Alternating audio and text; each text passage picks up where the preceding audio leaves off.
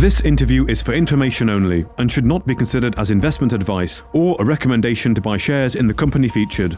Welcome to this StockBox interview.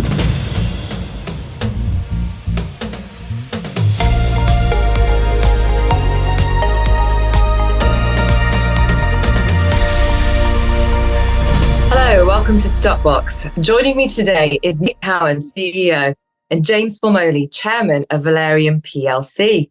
Welcome. Welcome to you both. Thanks for having us, Pam. Great to have you. Now, you've recently had quite a bit of news. Let's take a look. So yesterday, you released your interim results. Looking at them, we can see that you are now in profit by 873,000. What's the driver here? It's a significant turnaround from previous loss-making years. What's caused this? I think when we last spoke, Pam, we had a couple of months ago, we sort of laid out that at the beginning of the year, we were going to try and really just correct the ship at Valereum, take care of some historical legacies, and then set ourselves forward on a path of, aggressive execution. I think the interims, back up that message. We have a pretty attractive unrealized gain in one of our core asset holdings, a shareholding in Binance. But I think what we've managed to do is, number one is, get rid of all of the debt off the balance sheet. Number two is get funding in from James sat next to me. We had about 2.3 sterling in from James, which is fantastic. And the third thing we did was we completed the acquisition of the GSX Group, and that came with really all of the team and the IP and the intellectual know-how to start to really execute the Valereum strategy. So, I think the interims were just a sort of really nice, authentication and substantiating exactly what we said we were going to try and do in the first half, and sets the stall up for us to carry on, the good work we're doing in the second half. Yeah. I think it's important to get some context, particularly for people who may be new to Valereum. I mean, this time last year, we were suspended. Right. The share was suspended. New management came in. I came in as chairman in October. We set out our stall. Our market cap at that point was just over 3.5 million, and our share price was at just over 3.5p. Our market cap now is at 14 million, and our share price is at 8p. And the reason that we've done that is, as the chairman, is because of the team that we've got. Mm-hmm. So we went from removing an onerous convertible loan note, acquiring the GSX Group, setting up partnerships with a number of people that we've announced to the markets like Tokeny and STT and Entia and Fireblocks. And then we got to the middle of the year, and I honoured my agreement, which is that I was going to put in the money. Yeah. And which we did. And then we got our suite of licenses, which we announced a couple of weeks ago in El Salvador. So I think it's for us, it's as a chairman, it's about the team of people. That's why we are where we are. It's nothing to do with me putting money in. It's to do with the fact that we've got, it helps. It's the fact that we've got an exceptional team. And that's why we've managed to turn around our interims, and we've got to where we've got to. Within you coming in last October, within a year, there's been a significant turnaround then. Massive turnaround. The company is in a completely different place to where it was previously. And that is through hard work, funding, and it's lovely to get this opportunity to say with a team of people that are delivering, and which is why I won't apologise, for instance, is when my team are incentivized for the fact of what they're delivering. So we issue warrants, and we issue, we have share uptake, etc., which we will continue to do, because our business, or as a chairman, the business is only as good as the people that are in it. Well, you mentioned then El Salvador as well. Now, in August, you released an RNS, and I quote from that RNS: Valereum is also pleased to announce the incorporation of a subsidiary company in El Salvador, which it intends to use to explore business opportunities, given El Salvador's approach to innovation. So I have to ask you, why El Salvador? What business opportunities are you looking at here, and why? And when do you see it being incorporated? So the Valereum Markets strategy, we've got Valereum Technology, Valereum Markets, and Valereum Capital Management, which we'll talk about a little bit later. The Valereum Markets strategy was to demonstrate our ability to operate markets in digital assets, but also showcase the technology that Valereum is building. So in markets, Adrian Hogg, who's the boss of the markets division, he started what I would call the discovery process, just probably about March. And that was looking really at all the jurisdictions where we believed we would be able to. I always talk about you need government strategy, regulatory clarity, regulatory support, but also the ability to build a business. Yeah. And that discovery process introduced us to El Salvador, actually through one of the guys from the Gibraltar Stock Exchange, one of our team members. And he was plugged in there. We started talking to the guys there, started talking to the regulator. Adrian went there for a trip. And, look, we were incredibly impressed by their knowledge, their strategy for the country to make El Salvador, a relevant player globally in the digital space. And they're serious, and they really are making huge progress there. So we were fortunate enough to get that invitation to try to set up business there. That did not mean it was easy. We went through a rigorous process, taking about 6 months to get to the point where we were issued the license. And we were, as you can imagine, incredibly pleased to receive that. It was a big breakthrough for Valereum. It's the first license Valereum have managed to achieve. And look, our strategy is where we have that two-way relationship with the jurisdiction, we're going to invest in that jurisdiction, and that's what we want to do in El Salvador. So I think moving on to what does that mean? There are two parts to our and Adrian's mandate. One is to build a real-world asset marketplace, and then next year is to look at public securities. Super complex, but the real-world asset marketplace is basically to be able to tokenize a huge array of assets. So the license, in the RNS, we have three parts to that. We've got the ability to operate real-world asset marketplace, which is huge for us. The ability to operate our wallet, the V wallet, which should be going live this month, October. We're in October, so I can say this month. And also what we call Markets Pro, which is a really big suite of licenses, which is to operate as a broker, a custodian, an OTC trader. There's a huge amount of stuff there. So that real world asset whole bundle of things is incredibly powerful. And currently, Adrian is focused on four pillars to that. TradFi, right? So the tokenization of everything that we know. So bonds, companies, equities, etc. Sports, art, and real estate. Those are kind of the four streams that he's driving hard on now to bring in collaborators and partners to help us scale up the marketplace. And look, we should turn something on before the end of the year.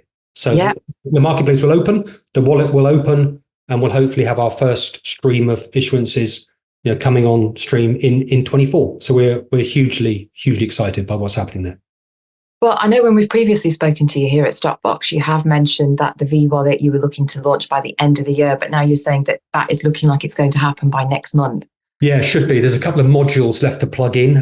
One is the fiat rail. As anybody in this space knows, sometimes the fiat rail is the hardest part, getting the fiat rail plugged in. We're pretty optimistic that will get done, and then we can flick on the wallet. The demos and everything we've seen so far, it looks fantastic. So we're ready to go. We could launch without the fiat rail, but we'd rather have the fiat rail plugged in so people can actually convert their fiat into whatever they want to convert into and get cracking using the wallet. So, but fingers crossed it'll be this month. Yeah. And you also mentioned the real world marketplace as well. That, of course, was scheduled in by the end of the year. Is that still on schedule? Yep. I think, look, I don't want to put the guys in a corner, but at the moment it looks like wallet October, marketplace November, and obviously we need some issuances to come in to turn on the marketplace, but that's how it's looking at the moment. And obviously December, we're running into the year end, but so far we're on target to turn everything on as promised back in February. We said we'd get stuff done by the end of the year, which is amazing. You need a license to turn stuff on. So the fact that we managed to get that license, we've got everything we need now to get cracking. Sounds very exciting. It's exciting times because, of course, we have spoken to you before about what you're doing here at StockBox. It's something new. It's very innovative. It's a game changer. But talking about that, you also mentioned there, Nick, as well about the OTC market. What's the plan there? Yeah, that application is still ongoing, and we are in New York next week. So we're going to New York next week, and we will be progressing that when we're there. And what are you hoping to achieve by being on the OTC market? I mean, basically American investors, right? That's ultimately want to open up Valerium's profile and investability to, I mean, at the moment, I would say our probably shareholder base is UK, heavy UK, probably this side of the pond. We want to expand that because tokenization is on fire at the moment. And we've been saying now for many years, it's only going to get bigger, and it's going to get bigger very, very quickly. So in order to make us as accessible as possible, we really want to plug that American piece in as soon as we can. So as James said, we're in New York next week, and that's also part of our broader PLC capital raise program that we talked about earlier in the year. And then we're dropping down to El Salvador over the weekend because we've got some stuff there. Adrian's flying in, and he's filled us up with lots of meetings, and we're really looking forward to obviously James and I actually meeting all of the friends that we've made in El Salvador, and that'll be our first time down there. So exciting. Wonderful. Well, you've also had a VCM launch. In Friday's RNS, you announced that you've launched VCM, and I quote, VLRM Capital Management Limited, 100% subsidiary of Valereum PLC, and will act as a director of VLRM Capital Management, VSA Private Fund Limited. That's a mouthful, isn't it? It is. Yeah. But there's been a £1 million investment into the fund by yourself, James. That's a pretty substantial amount. It is, but the way I look at it is, the way that I operate is, I wouldn't ask anyone else to put money into something that I haven't got money in myself. And it's the same with Valereum. It's putting in the substantial funds into that. Is we're now de-risked. So for me, where I'm at is when we talk to people and when we have conversations with people, I can turn around and say, I'm invested. Therefore, the reason that I'm invested is for these reasons. And if you want to invest, then we can have that conversation. And it's on all of our deliverables, we've delivered everything on time. The one that we're a week behind on is in relation to our funding. Yeah. We are now de-risked. So it is really, really important for us in relation to where moving forward is that it's about the partnership. It's not about the money. It's about who comes in. And those conversations are ongoing because it's really, really important that they understand what we're looking to do and they want to come on the journey with us. Okay. So tell us a little bit more detail. Why have you launched this fund? What will it invest in? Give us a bit more about the fund. What's its objective? Yeah, I mean, look, it's a private fund. So it's heavily restricted in law in terms of promotion. So obviously we have to be very, very minded to not promoting the fund. We can only promote it to eligible participants. So we have to be smart. It's also limited in law to 50 investors, and also 50 promotions. So you kind of got to have quite a high hit rate in terms of promotions versus investors. But what I can say is the couple of things. One, we very much thought it was a core part of our, Valereum PLC strategy to have that third vertical, because we want to build out the asset management business over the next few years to generate returns for investors in the funds, to generate returns for Valereum PLC, because we get paid fees to manage those funds that we intend to expand. At the moment, we're starting with Fund 1. We want to obviously develop that into tokenized assets as well. But we think it fits in really nicely to our suite of services. Plus, our background, or at least some of our background, including me, is from a trading background and from an investment management background. So we've got a suite of skills internally that we think we can put to good use to create stakeholder value for Valereum PLC. And that ultimately is the objective. I can say that if you go to vlrm.capital, you can actually go onto the website and there you can register. And then all of the questions that anybody may have will be answered once you register and you get through that first first process, and then all the information about the fund strategy is in there for anybody interested to learn more. Okay. Well, we've also previously discussed with you your gate token strategy and how it's going to play an integral part in the Valerian ecosystem. So what's the update on this?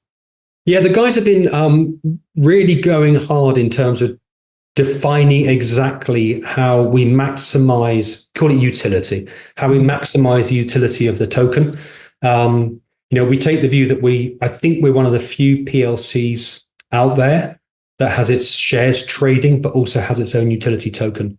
So the guys came to the management in September with the first proposal. They've gone away to basically make some adjustments to the proposal. We are very committed to getting this away, and the team will likely come to the market with clarity on that during this month. There's a lot happening in October. So they want to basically get the gate token, the gate token role and utility and expansion of utility in the Valereum PLC ecosystem articulated during this month to the broader community. And look, we see a fit between PLC shareholders, Valereum customers, but also Valereum token holders. And if you can get that triangulation really, really finely honed, so there's an alignment of interest. We call it the investor concept, where customers who become investors tend to stick. You think about an Apple iPhone user who owns Apple shares. Customers that are investors tend to really grow with you into what Valereum wants to be. So the token we see that as a significant part of that adhesive, if you like, to get clients to stick to us. So that will be articulated during this month is the objective. Wonderful. Well, as I mentioned, you've had quite a lot of developments recently. Things seem to be moving fast. You have mentioned a few timelines for us moving forward. Just to finish off, if you could just mention that for us, give us a rundown of, what's happening between now and the end of the year, what's happening in early 2025. Yeah, so I think in terms of the verticals, I think we've covered what Adrian and the team are doing in markets, but they basically want to flick on the real world asset marketplace and get driving hard into 25, and we expect to see those things develop between now and the end of the year. In Valereum Technology, we've talked previously about the bridge. Our core, we call it DFMI, Digital Financial Markets Infrastructure Technology. The bridge, we really wanted to aim for V1 to be rolled out before the end of the year. I'm pleased to say at the moment that's on schedule. We had announced a partnership with STT as well as some of the counterparts that James mentioned earlier. STT is our core partner. And look, there were some modules there. I'm not a tech guy, but there were some modules there that we had to really try to get put into place. The fee module, there was some communication stuff between the CSD and the matching engine technology and all sorts of other bits and bobs. So they are on track though. And if we could get version 1 demo available during November, that would be a massive home run. So that's the objective. But we're on track to get the bridge turned on to showcase people what that looks like before the end of the year. And Valereum Capital, we want to obviously now get cracking because we've got everything we need in place to get started. And gate token we've talked about. As we go into 25, I said earlier, I guess the first half was about getting everything bedded in, getting the team in place, housekeeping, getting all the legacies sorted out, mapping out the strategy, articulating that to shareholders, getting the GSX Group acquisition put to bed, and getting funding done with James. I think now second half was about execution, and now 25 is about scale. Right. So we wanted to get the verticals in place. Obviously, we wanted to get the team in place. We want to get the team, invested in the future of the company, and get the strategies away. And now it's about scaling. So 25 and 26 is about scaling and really now building the businesses up to maximize that stakeholder and ride this tokenization wave because it's real and it's happening. So we want to be, as we've said, front and center of all things tokenization and drive hard. Yeah. James, do you have anything to add to that? Yeah, ultimately where we're at is, and which is why I say to the guys a lot and to the teams, is that we will be judged on what we do, not on what we say we're going to do. And so far, we have delivered everything that we said that we were going to do. And I have no hesitation in saying that we will continue to do that. And I would just throw in, I think, because the team don't really get deliberately, obviously, because James and I are obsessed with being in the limelight. They don't really get a lot of profile, genuinely, apart from his money. If if the Valereum lifeboat went down, you want to rescue those guys. Don't worry about me and James, right? Because they are the guys. Don't worry about us two. Let us basically drown. They're the guys you really want to, because they are the guys who are executing the strategy. And I said earlier in the year, I genuinely believe we have one of the best teams, out there, and they work relentlessly, but also they work smartly, and they know what they're doing. They know what they've got to do, and they're effectively CEOs of their own businesses. And Carl, the CFO, who works all hours, Pete, in terms of everything he does on investor relationship, Adrian and Daryl and the whole team. We're genuinely blessed. We just try to conduct the orchestra as best as we can, but we let them get on with it. And they are very much the heart of Valereum. Yeah, we are only as good as them, and they're exceptionally good, which makes us great. Well, it's been an absolute pleasure speaking to you both today, and of course hearing about the latest developments. It sounds like it's exciting times, and we're looking forward to speaking to you again soon. No doubt for the next part of the story. So thanks so much for joining us today on StockBox. Lovely, thank you, Pam. Thanks for having us. Cheers. Thank you. Thank you. If you enjoyed this interview, then give us a thumbs up, a like or a retweet. Subscribe to us on YouTube or follow us on Twitter, and hit that notification bell to be the first to know when we release new content. There's loads of great content on our website too, across all our programs at stockboxmedia.com. Thank you for watching.